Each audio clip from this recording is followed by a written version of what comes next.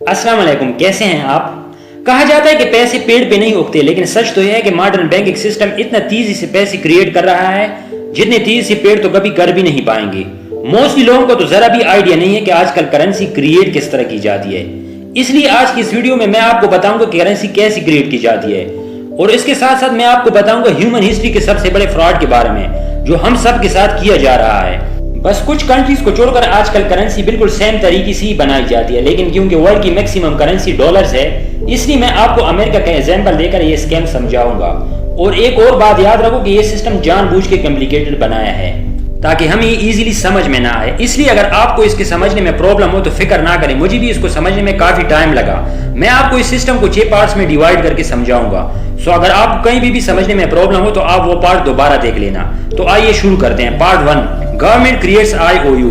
ये सब स्टार्ट होता है इलेक्शन के टाइम पे, जब एक पॉलिटिशियन बड़े बड़े विदाउट लॉजिक वादे करता है पैसों के मामले में कि मैं आपके लिए ये फ्री कर दूंगा, वो फ्री कर दूंगा, जिसे सुनकर लोग खुश हो जाते हैं और उसे वोट देके जितवा भी दे देते हैं। लेकिन क्योंकि दुनिया में कोई भी चीज फ्री में नहीं होती, सो जीतने के बाद गवर्नमेंट को भी पैसों की जरूरत पड़ती है अपने वादों और खर्चों को पूरा करने के लिए। इसलिए वो कंट्री के इनकम से ज्यादा खर्च करते हैं, जिसे डेफिसिट स्पेंडिंग कहते हैं। और ये एक्स्ट्रा खर्च करने के लिए कंट्री की जो ट्रेजेडी होती है वो उधार लेती है बैंक से, एक बॉन्ड इशू करके। अब ये बॉन्ड क्या होता है? बॉन्ड और कुछ नहीं, बस एक ग्लोरीफाइड IOU होता है जिसमें लिखा होता है कि आप मुझे 1 अरब उधार दो और मैं आपको 10 साल में वापस कर दूंगा, वो भी इंटरेस्ट के साथ। और यही बॉन्ड ही होते हैं हमारे मुल्क के कर्जे, जिसे नेशनल डेब्ट कहते हैं। सो अभी एक इंटरेस्टिंग क्वेश्चन है कि ये उधार उतारता कौन है? आपका क्या ख्याल है? इसका आंसर है हम सब, हमारे वालिदैन और हमारे आने वाली नस्ल ही इस नेशनल डेब्ट को उतारेगी टैक्स देके। जब गवर्नमेंट बॉन्ड बनाती है तो आप कह सकते हो कि वो हमारे आज को थोड़ा सा अच्छा करने के लिए हमारे फ्यूचर को खराब कर रही होती है। Part 2, swapping IOUs and creating money. Government को उधार मिलने का तरीका कुछ इस तरह होता है कि पहले ट्रेजेडी बॉन्ड बनाती है, फिर वो उसे बॉन्ड को नीलामी में रखती है, जहां दुनिया की बड़ी बड़ी बैंक आती है, और फिर नीलामी में कोई एक बैंक वो बॉन्ड खरीद लेती है ट्रेजेडी को पैसे देके। बैंक वालों को पता होता है कि ये बहुत प्रॉफिट का सौदा है, इसलिए वो ये बॉन्ड खुशी खुशी ले लेती है, जिसके बाद बैंक फेडरल रिजर्व के पास जाती है, जो उसे बॉन्ड को बैंक से खरीदने के लिए एक बड़ा सा चेक बनाती है और उसे बैंक को दे देती है, जिसे बैंक को प्रॉफिट मिल जाता है। यहाँ अगेन ये चेक और कुछ नहीं, बस IOU होते हैं। अब एक और इम्पोर्टेंट बात जो जहन में रखनी है वो ये कि एक्चुअल में फेडरल रिजर्व के पास कोई पैसे नहीं होते।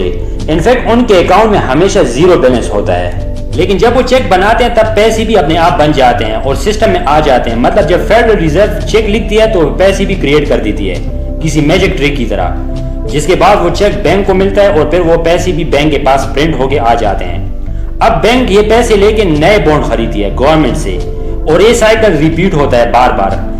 यहाँ एक्चुअल में फेडरल रिजर्व और ट्रेजेडी आपस में डील कर रहे होते हैं, बैंक को मिडल मैन बना के, जिसके हर स्टेप पे कमीशन मिलता रहता है, जिसे वो तो अमीर होते जाते हैं, लेकिन दूसरी तरफ मुल्क और दूसरे गरीब लोग और गरीब हो जाते हैं नेशनल डेब्ट की वजह से। अच्छा, तो ये वो प्रोसेस है जहाँ से सारी पेपर करेंसी एग्जिस्टेंस में आती है। गवर्नमेंट इसको बेस मनी कहती है, पर एक्चुअल में बस ये करेंसी है। जैसे कि मैंने पहले एपिसोड में बताया है कि करेंसी और मनी में बहुत फर्क है। Part 3, government spend this number. Bank से पैसे मिलने के बाद ट्रेजेडी वो पैसे गवर्नमेंट को दे देती है, जिसे वो डेफिसिट स्पेंडिंग पे खर्च करती है, जैसे कि पब्लिक वर्क प्रोग्राम्स और वार के लिए, जहां से वो पैसे आते हैं गवर्नमेंट एम्प्लॉइज, कॉन्ट्रैक्टर और सोल्जर के पास, जहां से फिर वो अगेन अपने पैसे किसी बैंक में डिपॉजिट कर दे देते हैं। अब एक और इम्पोर्टेंट बात जिसे सुनकर शायद आपको शौक लगे, जब आप बैंक में पैसे जमा करते हो तो आप वो पैसे बैंक को सिर्फ सेव करने के लिए नहीं देते, बल्कि असल में आप उसे वो पैसे उधार देते हो, जिसे बैंक लीगली बहुत सी चीजें कर सकती है, जैसा कि वो उसे स्टॉक में गैम्बल कर सकती है या किसी दूसरे इंसान को उधार दे सकती है, जिसे उन्हें प्रॉफिट भी मिलेगा। Part 4, banks multiply the money. ये एक बहुत ही इंपॉर्टेंट पार्ट है, इसलिए इसको गौर से सुनना। आजकल ऑलमोस्ट सारे बैंक फ्रैक्शनल रिजर्व बैंकिंग पे काम कर रहे हैं। मतलब अगर मैं आपको 10% रिजर्व रेशो से समझाऊं तो जब आप बैंक में $100 डिपॉजिट कर लेते हो तब बैंक लीगली 10% के हिसाब से सिर्फ $10 अपने पास रख सकती है, और बाकी बचे $90 वो किसी भी इंसान को लोन पे उधार दे सकती है, आपको बिना बताए।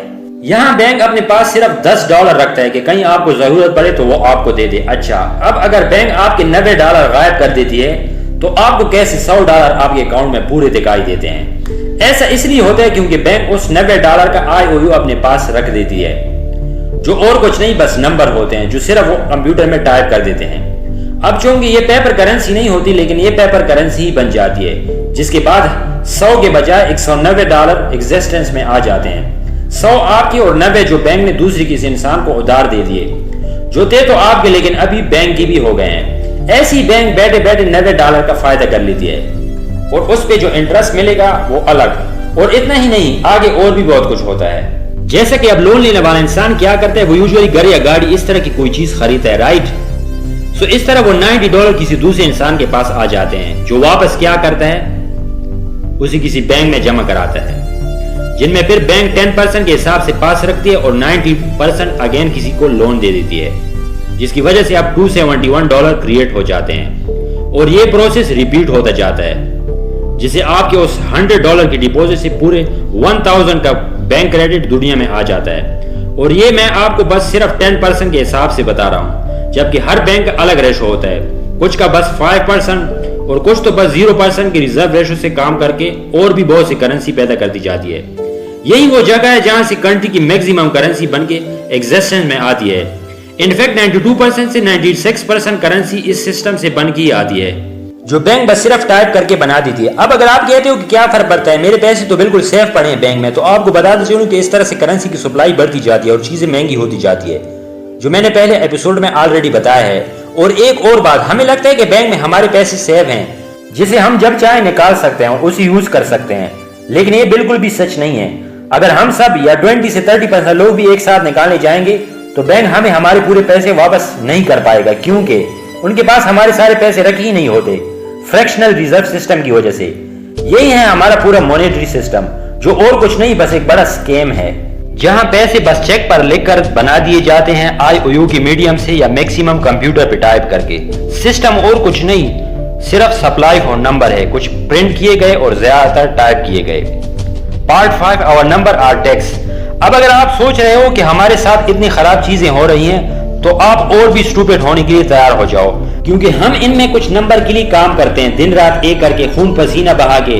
ہم ہی ہیں جو ایکچوئل میں ان نمبر کو ویلیویبل بنا دیتے ہیں، پھر انہیں جمع کرتے ہیں محنت سے، تاکہ گورنمنٹ اس کا بڑا حصہ لے کے اپنے ادھار اتار سکے انٹرسٹ کے ساتھ، جو انہوں نے بینک سے لیے ہوتے ہیں۔ کیونکہ ہمارے زیادہ تر ٹیکس روڈ، اسکول یا ڈیولپمنٹ کے لیے یوز نہیں ہوتے، بلکہ وہ تو ان ادھار کو ختم کرنے کے لیے یوز کیے جاتے ہیں۔ آپ ہی سوچو، ہم سب اپنی لائف میں کتنے ٹیکس پے کرتے ہیں، جن میں موسٹلی پیسے ان کے پاس چلے جاتے ہیں جو اس سسٹم کے مالک ہیں۔ اور یہ بھی ایک بہت بڑا سیکرٹ ہے کہ اس کے مالک کون لوگ ہیں، وہ میں آپ کو آخر میں بتاؤں گا۔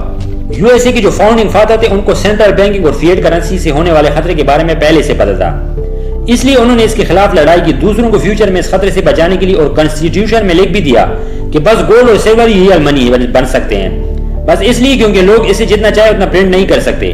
پر ٹائم کے ساتھ ساتھ کسی نے بھی اس بات پہ دھیان نہیں دیا، اور پھر ہم واپس اس سسٹم میں پھنس گئے۔ آج کا سسٹم صرف انکانسٹیٹیوشنل ہی نہیں، بلکہ ایک بڑی چوری بھی ہے، جو ہم سے ہماری پروسپیرٹی اور لبرٹی چرا رہی ہے، ہماری پرچیزنگ پاور کم کرتی جا رہی ہے انفلیشن کی وجہ سے، جو اور کچھ نہیں بس اس سسٹم کا ریزلٹ ہے۔ Part 6 owner of the system. یہ سسٹم ان کے لیے فائدہ مند ہے جو کرنسی کریٹ کر رہے ہیں اور جن کے ہاتھ میں سب سے پہلے کرنسی آتی ہے، کیونکہ وہ سب سے پہلے کرنسی یوز کر سکتے ہیں اکانومی پہ افیکٹ ہونے سے پہلے۔ سو اب آتا ہے ایک اور سیکرٹ۔ فیڈرل ریزرو ایکچوئل میں فیڈرل نہیں ہے، مطلب گورنمنٹ کنٹرول نہیں ہے، بلکہ وہ تو ایک پرائیویٹ کارپوریشن ہے جن میں اسٹاک ہولڈر ہیں، جسے وہ اون کرتے ہیں اور جنہیں 6% کا ڈیویڈنڈ بھی ملتا ہے۔ بٹ یہ اونر ایگزیکٹلی ہے کون؟ یہ ایک بہت ہی بڑا کلوز سیکرٹ رکھا ہوا ہے، اور آتھر کہتے ہیں کہ وہ اونر ان بڑے بینک میں سے ہی ہیں جنہیں سسٹم کے ہر سٹیپ پہ پروفٹ ملتا رہتا ہے۔ یہ ایک ایویل سسٹم ہے جو ویلتھ کو ورکنگ کلاس لوگوں سے چراتا ہے اور گورنمنٹ اور سیکرٹ اونر کو دیتا ہے۔ یہی سسٹم آج اکانومی کو خراب کر رہا ہے، اور یہ سب پاسبل ہو رہا ہے کیونکہ ہم ریئل منی یوز نہیں کرتے، اور سب سے ورس بات یہ ہے کہ اس چیز نے ہمیں سلیو بنا کے رکھ دیا ہے، جو محنت کرتا ہے، نیو چیزیں بناتا ہے، دنیا کو اچھے سے چلاتا ہے، اور کچھ لوگوں کے لیے جو دنیا کے راجا بن کے بیٹھے ہیں۔ اس سسٹم کا اسٹرانگ پوائنٹ ہے لوگوں کا اگنورینس اور ان کو چیزوں کو سمجھنے کی کوشش نہ کرنا۔ اس لیے اب آپ بہت امپورٹنٹ رکھتے ہو، اب یہ آپ کی رسپانسبلٹی ہے کہ آپ اس نالج کو زیادہ سے زیادہ لوگوں کے ساتھ شیئر کریں، کیونکہ لوگوں کو آگاہ کرنا جو اس سسٹم کو اچھی طرح سمجھتے ہیں، وہ اس سسٹم کو بیٹر کرنے کے لیے سولوشن بھی ڈھونڈ سکتے ہیں۔ پر جب تک ان کو اس بارے میں پتہ ہی نہیں ہوگا، تب تک ہم اس بارے میں کچھ بھی نہیں کر پائیں گے۔ یہ باتیں میں نے آپ کو مائیکل میلونی کی بک اور ان کی ویڈیو سے انسپائر ہو کے بتائی ہے۔ لائک، شیئر اور سبسکرائب کریں اگر آپ کو یہ باتیں پسند آئی۔ And finally thanks for watching.